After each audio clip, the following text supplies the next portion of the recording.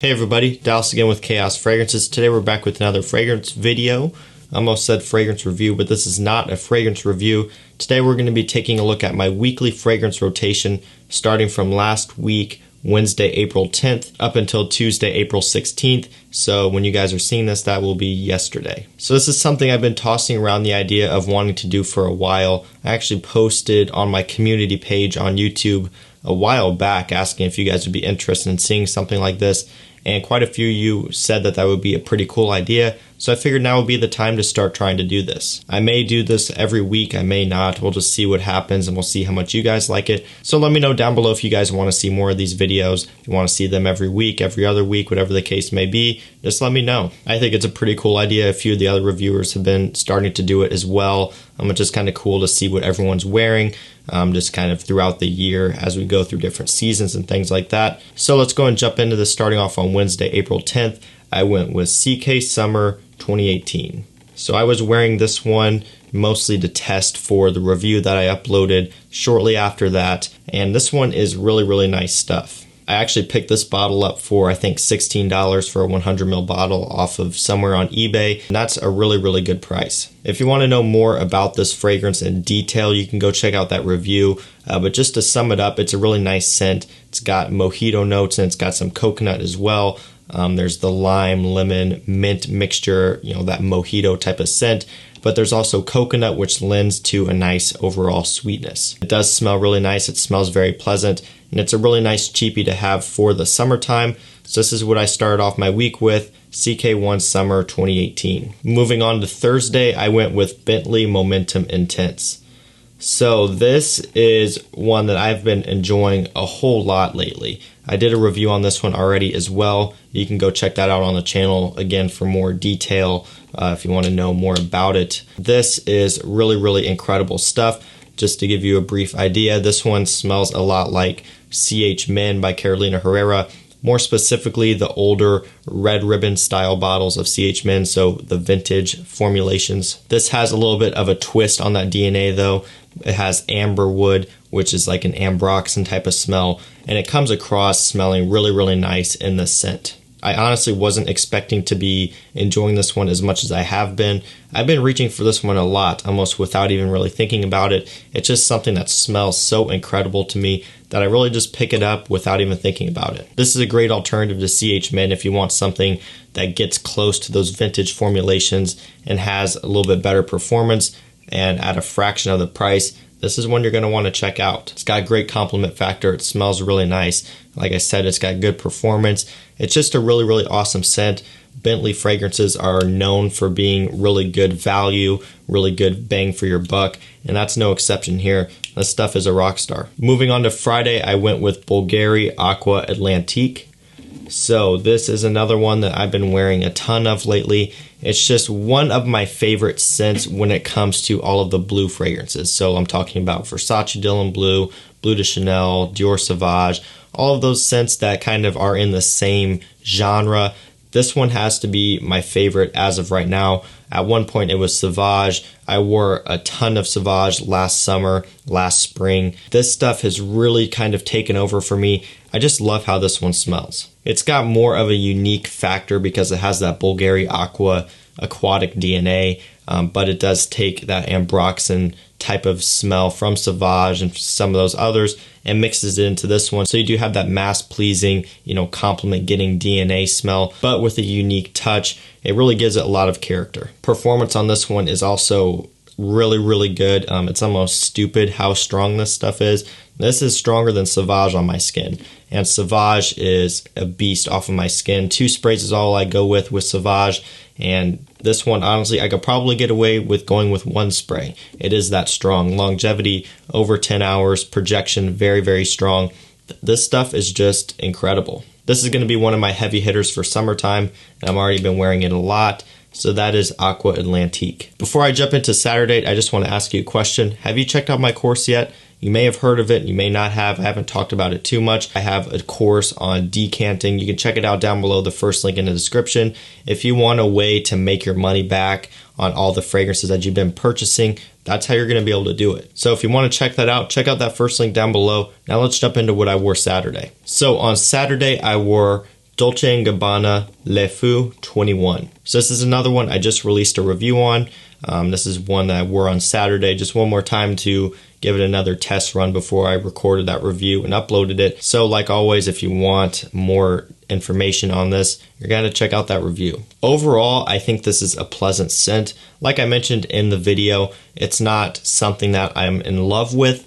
I do think it smells nice, but there is something about it that I'm not overly crazy about. When I smell it from just the bottle itself, I really like it. It smells pretty good, but maybe it's just my skin chemistry, but smelling it on my skin, there is something about it that's a little bit off-putting, so that is kind of a bummer, but I did pick this up for 25 bucks. I think you still can pick it up for around $25 off FragranceNet, so if you are interested in this, you're going to want to go check that out now, because they are unboxed versions of the fragrance. I'm not sure how many they have or how long that deal is going to last. So if you do want to get this one, now's the time to do it. But like I said, it's a pleasant smelling scent. It was pretty good for all year round, spring, summer, fall, winter. It can work for all of those. And it's just a nice one overall. It's pretty much a cheapie at that price, $25, and it's a Dolce & Gabbana. You normally don't see them that low of a price, so this is definitely one to check out if it sounds interesting to you. On Sunday, I wore Royal Crown Sea Island. So I haven't really talked about this one yet on the channel.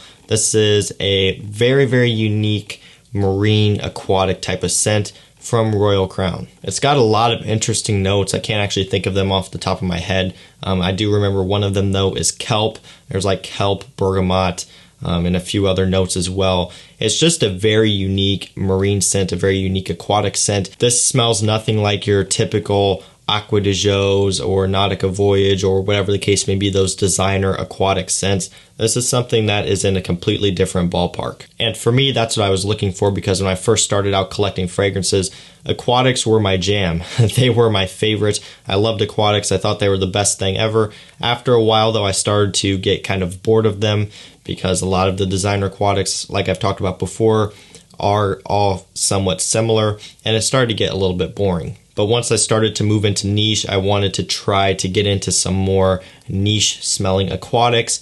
And finally, after a while, after looking at this one for a long time, I went ahead and picked up a bottle of it. And I do like the scent. It does smell very nice. It does have a niche smell to it, but there is something about it that smells a little bit like sunscreen, if that makes any sort of sense. So it does have like a little bit of a smell to where people aren't going to hate it. You know, typically when you talk about niche, it's going to be one of those things where some people are going to love it, mostly the collectors, but the general public is going to hate it. With this one though, there is a little bit of a mass appealing type of smell to it, to where it would be good to wear out in public. Definitely an interesting scent. I may do a review on this one at some point. We'll see. I haven't really decided yet. If you want to know more information about this, let me know down below if you want to see a review, and maybe I'll do one. On to Monday, I wore Dior Aqua Fahrenheit.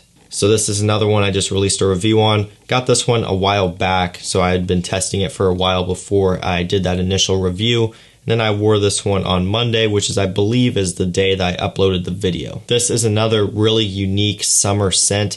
Like I talked about in the review, this isn't an aquatic, so there's no marine notes, there's no sea notes, anything like that. So don't be deceived by the name Aqua. If you aren't a fan of aquatic notes or aquatic fragrances, you can still check this one out, because it's really not an aquatic fragrance at all. This is basically just a fresher take on Dior Fahrenheit, the regular eau de toilette Fahrenheit.